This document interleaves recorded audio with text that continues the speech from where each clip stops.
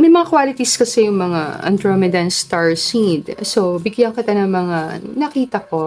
Number 1, playfulness. Parang meron silang innocent, childlike energy. Lapit ko yung card. Parang ganito.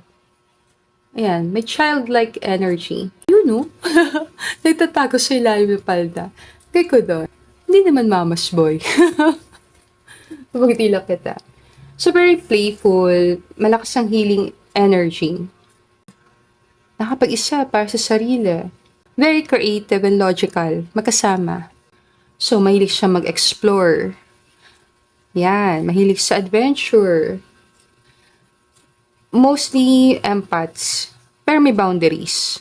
Insightful, mataas dito balance sa masculine and feminine. Papansin mo yung feminine and masculine side niya, parang balance.